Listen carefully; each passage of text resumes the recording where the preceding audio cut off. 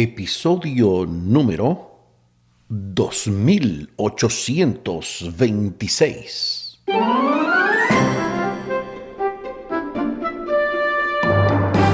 Amados hermanos, queridas hermanas, ¿qué tal? Bienvenidos, bienvenidas. Esto es Estudio Sistemático de la Biblia. Por la gracia de Dios estamos alcanzando ya este miércoles 12 de junio. ¡Wow! ¿Cómo ha avanzado esta semana, verdad? En esta lección 11, el conflicto inminente. Y aquí tengo esta frase que nos ocupa para hoy, una de mis grandes favoritas. Si hay 10 frases favoritas para mí, esta está ahí en el top 10. La lectura es a la mente lo que el ejercicio es al cuerpo. La lectura es a la mente lo que el ejercicio es al cuerpo. Tremendo. Eso suena bien. Omar Medina les acompaña.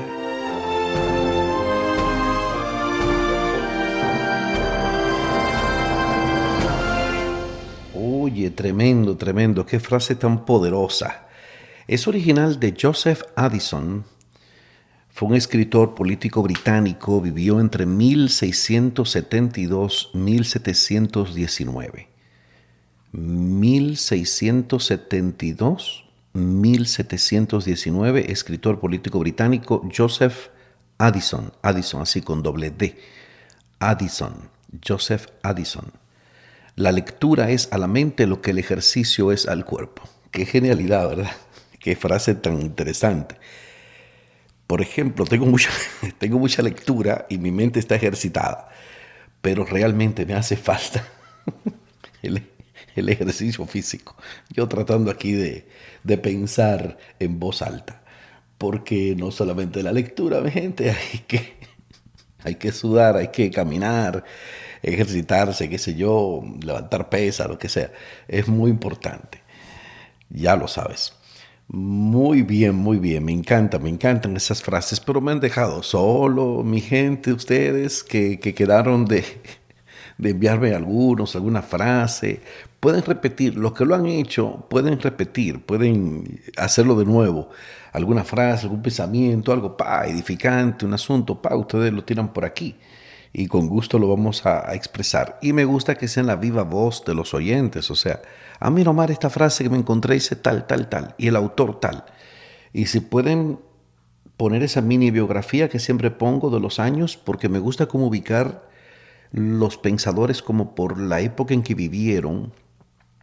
Y me gusta mucho esto de saber, oye, nació en tal fecha, murió en tal fecha, porque a uno le va a pasar igual. O sea, yo nací en 1967 y qué sé yo, a mis 57 años, nací en 1967, 1967, y a esta fecha de 2014, qué sé yo, mis 57 años, llegaré hasta aquí, no se sabe. ¿Llegaré un año más? No se sabe. 2 años más? No se sabe. O sea, no se sabe. No se sabe. Hay de los 4 momentos de la vida importante de la gente, hay 2 que tú sabes y 2 que tú no sabes. Los 2 que tú no sabes es cuando naciste y cuando te morirás. Y los otros 2, ¿cómo?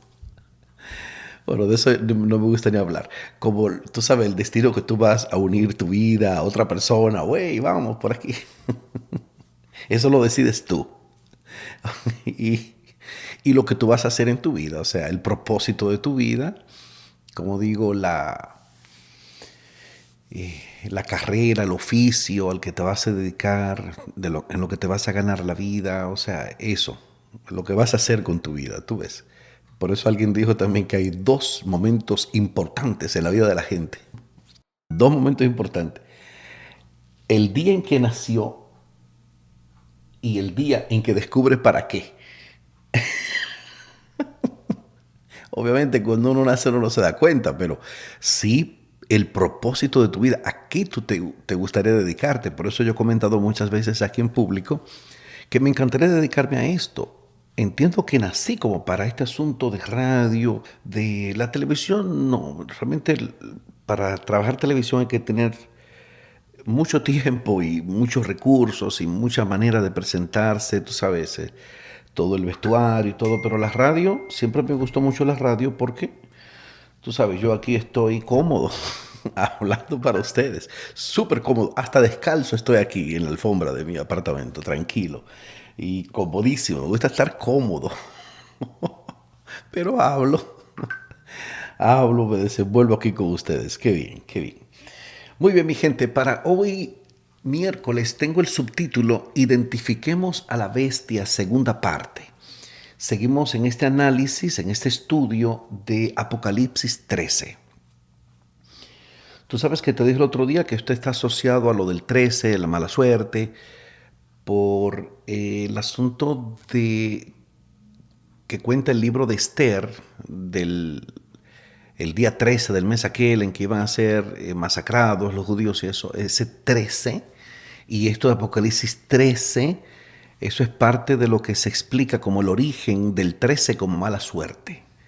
Pero eso es cábala, eso son asuntos de supersticiones, eso no absolutamente tiene nada que ver. Cayó ahí ese capítulo 13, ¿qué va a ser? Y ahí lo estamos explicando en esas dos partes, como te he enseñado, desde el versículo 1 hasta el versículo 10, la descripción de la primera bestia que surge de dónde? Correcto, del mar. Y desde el 11 hasta el 18, que vamos a estudiar mañana jueves tocará ese, la bestia que sube de la tierra, que va desde el versículo 11 hasta el versículo 18, ¿ya? Eso es Apocalipsis 13.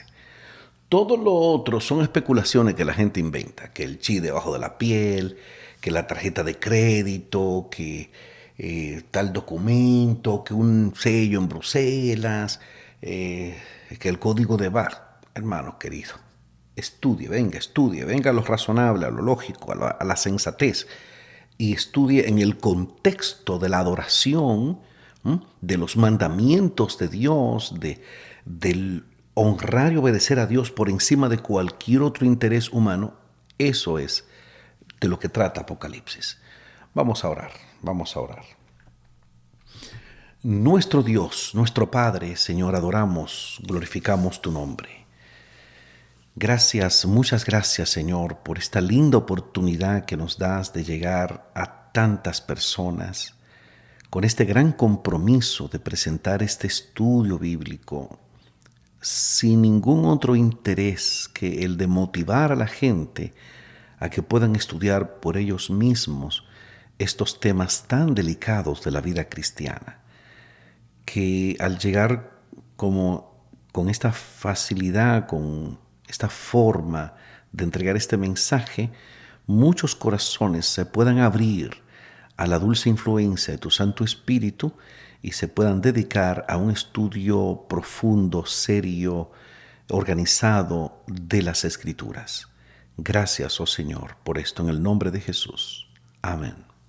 Amén.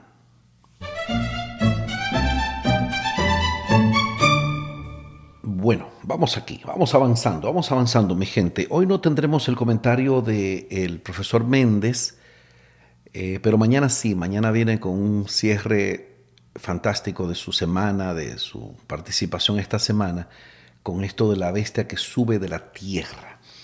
Porque hoy seguimos con el tema de la primera bestia, ¿no?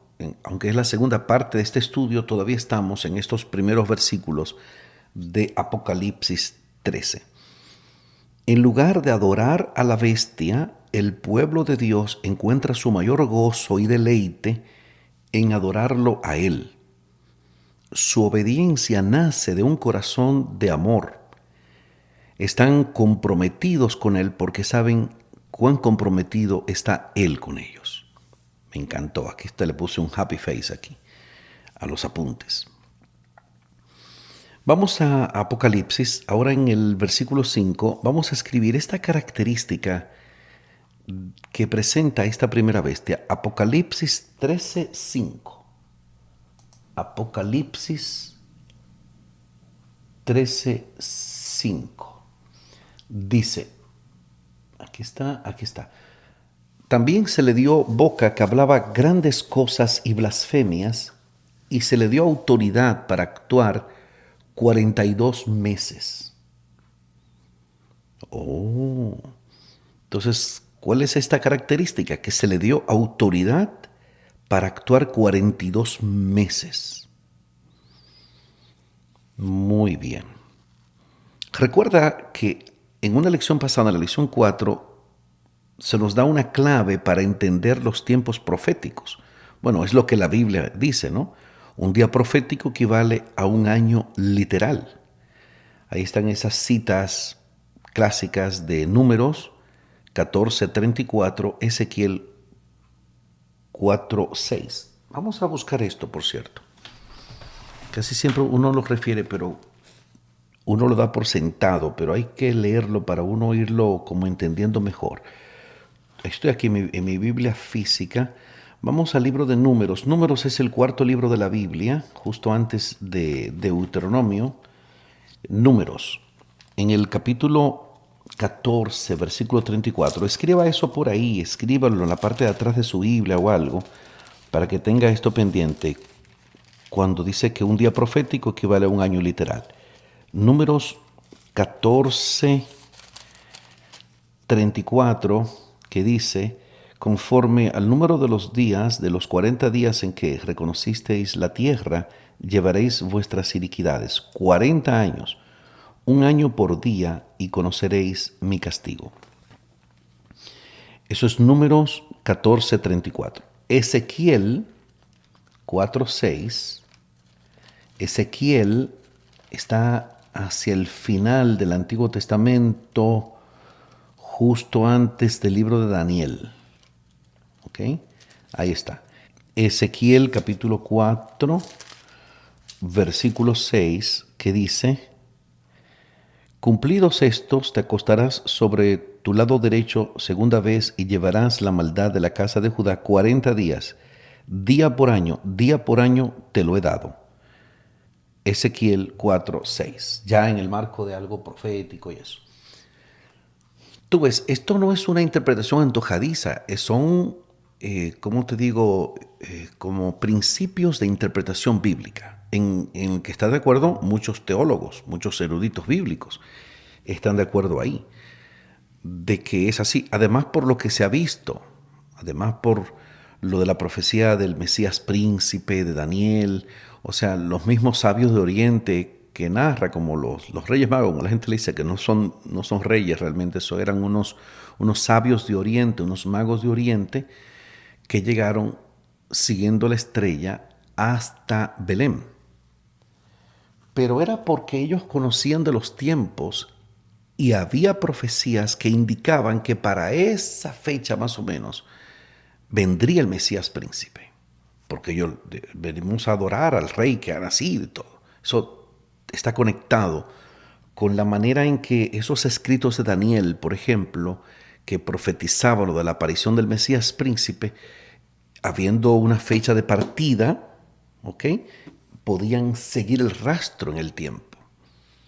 Y cuando se habla de profecía, un día equivale a un año. Un día profético equivale a un año. ¿Ok? Ahí están esas dos citas de Números 14:34, Números 14:34 y Ezequiel 4:6. Si calculamos el periodo de 42 meses mencionado aquí en este versículo que hemos leído de Apocalipsis 13:5, usando el mes hebreo de 30 días, esto equivale a 1260 días proféticos o años literales. Y a maravilla, por la historia, entonces consultando documentos históricos, te das cuenta que el papado ejerció gran influencia desde el 538 de nuestra era, 538 después de Cristo, hasta el 1798. Cuando Berthier, un general de Napoleón, tomó cautivo al Papa en el 1798, el periodo profético de la supremacía papal terminó y se cumplió la profecía de Apocalipsis. Si alguno lleva en cautividad, va en cautividad. El golpe al papado fue extremadamente grave, pero no mortal. Según Apocalipsis 13:12, como vamos a ver mañana, esa herida mortal sería sanada. La influencia del papado volvería a sentirse en todo el mundo. que es lo que vemos en nuestros días. En la actualidad, los líderes mundiales dan la bienvenida al pontífice como embajador de la Iglesia de Roma y lo visitan regularmente en el Vaticano. En un mundo de inestabilidad sin precedentes, se está preparando el escenario para que el pontífice romano se convierta en el aclamado líder moral del mundo, capaz de unir a los pueblos. Durante su discurso del 6 de junio de 2012, esto fue el otro día, 6 de junio de 2012, ante más de 15,000 personas reunidas en la Plaza de San Pedro de Roma, el Papa Benedicto XVI, el anterior a este que está ahora, dijo: el domingo es el día del Señor y de los hombres, un día en el que todos deben poder ser libres, libres para la familia, libres para Dios. Al defender el domingo, defendemos la libertad humana. ¿Qué te parece? Entonces, ¿eso es conocer la Escritura? Claro que no es conocer la Escritura, porque la Escritura no habla del domingo, sino del sábado, ¿no? El libro El conflicto de los siglos, el que lo tenga, que lo aprecie, porque ese es un libro muy esclarecedor de estos temas. El conflicto de los siglos revela claramente a dónde conducirá finalmente este movimiento. Los que honran el sábado de la Biblia serán denunciados como enemigos de la ley y el orden, como quebrantadores de las restricciones morales de la sociedad y por lo tanto causantes de anarquía y corrupción, las cuales atraen sobre la tierra los juicios de Dios. Serán acusados de deslealtad hacia el gobierno. Los ministros que niegan la obligación de observar la ley divina predicarán desde el púlpito que hay que obedecer a las autoridades civiles porque fueron instituidas por Dios. En las asambleas legislativas y en las cortes de justicia se calumniará y condenará a los que guardan los mandamientos. ¿Lo quiere más claro? Más claro de ahí, ni el agua clara. Aunque aquí presentan Ibidem o Ibid y presentan la cita, pero realmente hubo con alguna situación porque nada más se mencionó el conflicto de los siglos, pero está en el capítulo 37, el conflicto inminente, esa cita. Dice 649, de la edición que yo consulto es la página 578 de los escritos oficiales de Elena G. de White, www.egwritings.org. Ese es mi Facebook. Yo no uso Facebook. Si hay un portal que yo visito continuamente, es ese portal. Y ahí leo y me instruyo y comparo estas citas y me la paso. Yo paso horas en eso. www.egw de Elena G. de White, www.egwritings, writings como escritos en inglés, egwritings.org. Ahí hay muchísimos idiomas, inglés, francés, alemán, bueno, muchísimos idiomas. Yo lo consulto en español, obviamente, pero ahí está disponible todos esos idiomas, esos escritos. Es un portal muy confiable, muy, muy confiable. Entonces, de esa edición que yo consulto todas estas citas y suelo decir el capítulo del libro en sí, ¿no? En este caso, el conflicto de los siglos, capítulo 37, el conflicto inminente. Entonces, cuando uno de estos líderes mundiales religiosos, ya sea el Papa, quien sea, puede ser Benedicto o Juan Pablo II, como lo hizo en su momento, este señor Francisco, que se la pasa mencionando esto, la gente debe conocer, debe entender que hay un desconocimiento de la Escritura. Porque si hay un día que está claramente definido en la Biblia, es el sábado. Y yo te vuelvo y te digo, olvídate de los adventistas, olvídate que yo soy adventista, olvídate que existimos y solamente vete a la Biblia. Y en la Biblia tú te vas a encontrar con eso, de que esa triple marca que le puso Dios al sábado en Génesis, tan temprano como en Génesis, capítulo 2, versículo 1 al 3, dice que Dios reposó en ese día. Eso no sería nada que Él haya reposado. Lo más fuerte son las dos otras cosas que dice de ese día. Que Dios lo santificó y lo bendijo. Oh, increíble. Dios santificó y bendijo ese día, sí. Pero aparece otra parte que diga que Dios lo maldijo y lo desbendijo, lo maldijo y lo desantificó. No, no, en la Biblia no está eso.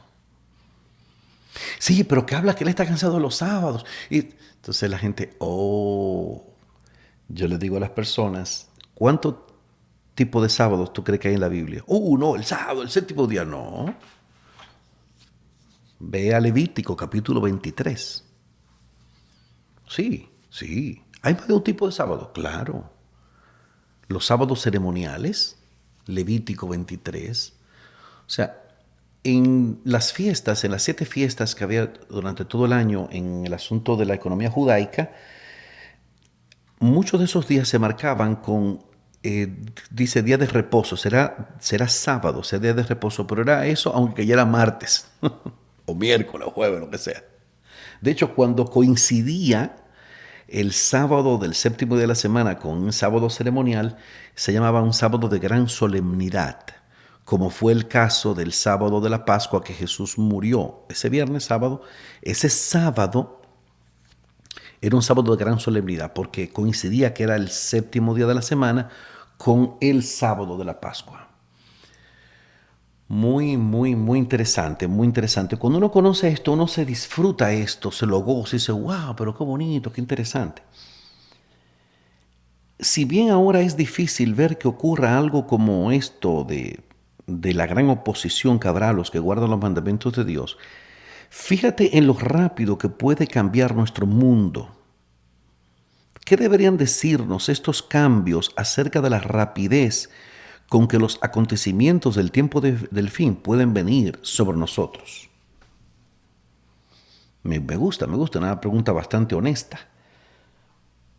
Porque dice el autor, aunque ahora es difícil ver que ocurra algo así, fíjate en lo rápido que puede cambiar nuestro mundo. ¿Qué deberían decirnos estos cambios acerca de la rapidez con que los acontecimientos del tiempo del fin pueden venir sobre nosotros? Aquí escribí. Ese es el enfoque con el que debemos manejarnos. Saber que aunque vemos que no está ocurriendo en la actualidad, saber que eso en algún momento se producirá. Por eso es importante no inventar ni especular con estos eventos, antes bien estar vigilantes, preparándonos para lo que venga, cuando sea que venga y como quiera que venga. ¿Ok? Eso es un asunto de prepararse. No es un asunto de que estornudó el Papa, ya y ahora sí, porque firmó la ley. Porque para los adventistas, eso lo deben entender los que escuchan este programa, la señal es una ley nacional en Estados Unidos. Obviamente instigada por Roma, instigada por todos los que representan el falso profeta o el protestantismo apóstata, porque abrazan esas dos grandes situaciones de error de la Biblia. O sea, que han interpretado mal esas dos posiciones, que el alma sea inmortal y que el domingo es el día del Señor. Entonces fíjate que tienen eso en común la mayoría de las iglesias, que creen que el alma es inmortal y que creen que el domingo es el día del Señor y se congregan el domingo. Hay quienes dicen que no, que se congregan porque la facilidad de la gente, pero en la base entienden que no es el sábado, el séptimo día, sino el primer día. Algo que fue instituido por Roma, por la Iglesia Católica Romana. O sea, bíblicamente tú no puedes comprobar eso. Entonces de eso se trata, mi gente. Tú ves de que uno aproveche la libertad de expresión que tenemos, esta libertad que hay, sin ofender, sin enojarse, sin criticar a nadie, porque no se trata de esto, se trata de entender la Escritura. ¿Tú entiendes? De entender la Escritura, de tú abrazar la Biblia, hacer de esto lo más importante de tu día a día. Ver, conocer, wow, qué interesante esto, mira, ¿Cómo se comprueba aquí, este documento histórico? Porque si hay una cosa que no se presta a confusión, son los hechos de la historia. O sea, no hay confusión porque ya son cosas que sucedieron. Aunque hay ciertamente interés tal vez en ocultar algunos datos y eso, igual que la misma Biblia. O sea, en la misma Biblia, de hecho, iba a leer esta cita. ¿Estoy a tiempo? Sí, estoy a tiempo. Aquí el tiempo. Chequea esto. Dentro de ese capítulo 37 que cité del conflicto de los siglos, capítulo 37, titulado El conflicto inminente, es cerca de, bueno, en el segundo párrafo dice, en su afán por desacreditar los preceptos divinos, Satanás pervirtió las doctrinas de la Biblia, de suerte que se incorporaron errores en la fe de millares de personas que profesan creer en las Santas Escrituras. El último gran conflicto entre la verdad y el error no es más que la última batalla de la controversia que se viene desarrollando desde hace tanto tiempo con respecto a la ley de Dios. En esta batalla estamos entrando ahora. Es la que se libra entre las leyes de los hombres y los preceptos de Jehová, entre la religión de la Biblia y la religión de las fábulas y de la tradición. Los elementos que se coligarán en esta lucha contra la verdad y la justicia están ya obrando activamente. La palabra santa de Dios, que nos ha sido transmitida a costa de tanto padecimiento, de tanta sangre de los mártires, no es apreciada debidamente. La Biblia está al alcance de todos, pero pocos son los que la aceptan verdaderamente por guía de la vida. La incredulidad predomina de modo alarmante no solo en el mundo, sino también en la iglesia. Muchos han llegado al punto de negar doctrinas que son el fundamento mismo de la fe cristiana. Los grandes hechos de la creación, como los presentan los escritos inspirados, la caída del hombre, la expiación, el carácter perpetuo de la ley de Dios, son en realidad rechazados entera o parcialmente por gran número de los que profesan ser cristianos. Miles de personas que se envanecen de su sabiduría y de su espíritu independiente consideran como una debilidad el tener fe implícita en la Biblia. Piensan que es prueba de talento superior y científico argumentar contra las Sagradas Escrituras o argumentar con las Sagradas Escrituras y espiritualizar y eliminar sus más importantes verdades. Muchos ministros enseñan a sus congregaciones y muchos profesores y doctores dicen a sus estudiantes que la ley de Dios ha sido cambiada o abrogada. Y a los que tienen los requerimientos de ella por válidos y dignos de ser obedecidos literalmente, se lo considera como merecedores tan solo de burla o desprecio. Mira, yo me engranojo de un lado de mi cuerpo, hermano. Porque esto es terrible, hermano. Terrible. Léase ahí ese capítulo 37, el conflicto inminente. Capítulo 37 del libro El conflicto de los siglos, ese capítulo 37 titulado El conflicto inminente. Entonces tú ves la gente criticando y condenando y haciendo burla y despreciando.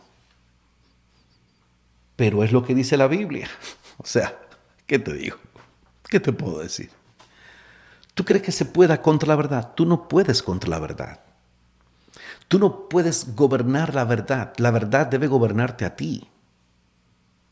Y esa es la verdad que te hará libre, como Jesús dijo. Conoceréis la verdad y la verdad los libertará, los hará libres. Tú ves, mi hermano, entonces yo te digo esto, de verdad, yo soy el menos autorizado para hablar de esto porque realmente preparación académica, teológica, ese tipo de cosas, no, mis estudios son por otro lado. Pero siempre me ha gustado la claridad con la que la Biblia habla. Y por eso, y sin el legalismo, sin el sensacionalismo, alarmismo, porque hay mucho alarmismo con esto. Entonces, hay mucha gente tratando de meter miedo, y que ahora sí, y tú ves a la persona nerviosa y ansiosa y se asustan, y hay personas que hasta se pueden morir del corazón, cuando realmente eso no tiene que ser así. De que se va a complicar el asunto, se va a complicar, más de lo que yo le pueda decir a ustedes se va a complicar. Pero no es un asunto como de volverse loco con eso, mi manito, manita, de verdad. Estudie, ore, confíe. Una cosa yo siempre digo en estos temas es que Dios no se rige por agendas humanas. No pierda usted su tiempo y ahora hay esta agenda y aquella que en el 2030 se dejó lo mismo del 2000, ¿eh? Del 2000, de antes del 2000 también.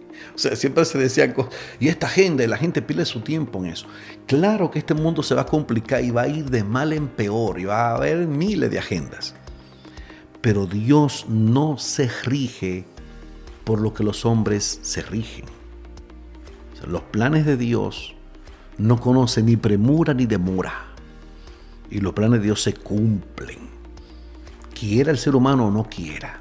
Entonces, por más que usted se agite y patalee y todo, y por más que quiera asustar a la gente, y que ahora, y que esta reunión, y que ahora, y que en el 2030, y que allí, y que allá, yo le digo a todo eso, le aplico lo que Jesús dijo: no les toca a ustedes saber los tiempos y las sazones que el Padre ha puesto en su sola potestad. O sea, Dios no se deja sorprender. Mañana voy a decir una cita, pero yo no tengo el tiempo ahora, pero mañana hay una cita muy bonita de que no es lo que, por más que los hombres inventen y digan y decidan, Dios tiene otra forma de pensar. Y nosotros somos de Dios y no tenemos que estar ansiosos ni preocupados por nada de lo que el hombre haga o deje de hacer. Bien. Bueno, aquí no estuvo Humberto, pero estaba yo aquí. Y aproveché todo el tiempo que realmente duramos ahora en el programa. Pero te lo digo de verdad, con toda sinceridad, con toda honestidad. Nuestro interés es que ustedes se motiven a esto. O sea, para nada obligamos a nadie a creer como nosotros, pero estudie, investigue, lea, instrúyase en el poderoso mensaje de la palabra de Dios. Porque de eso se trata, es o debe ser lo más importante en nuestra vida diaria. ¿Qué te parece? Espero que te parezca bien, porque aquí el tiempo se acabó.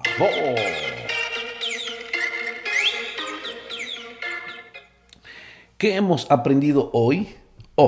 Eso mismo.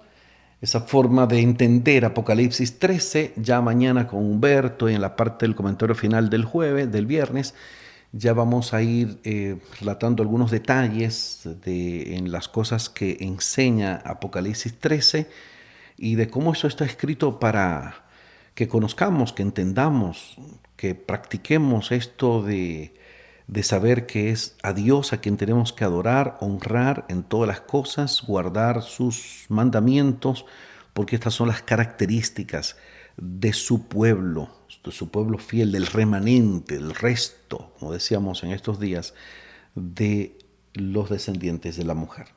Vamos a orar. Nuestro Dios, nuestro Padre, Señor, adoramos, glorificamos tu nombre. Estamos muy agradecidos a ti, Señor, por la luz de tu palabra.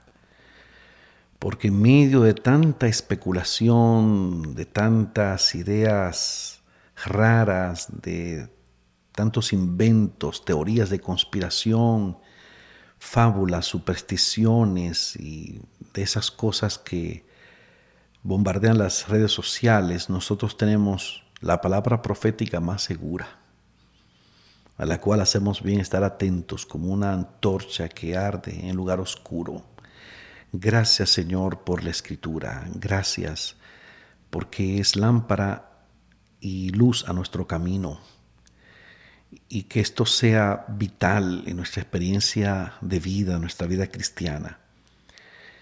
Si algún oyente, Señor, está interesado en seguir conociendo de esto, abre puertas para esa persona, revélate a ella y que pueda también unirse a aquellos que hemos decidido ser fieles, leales a ti hasta el último aliento. Fortalécenos en ti, Señor, día a día, en el nombre de Jesús, lo suplicamos. Amén. Amén.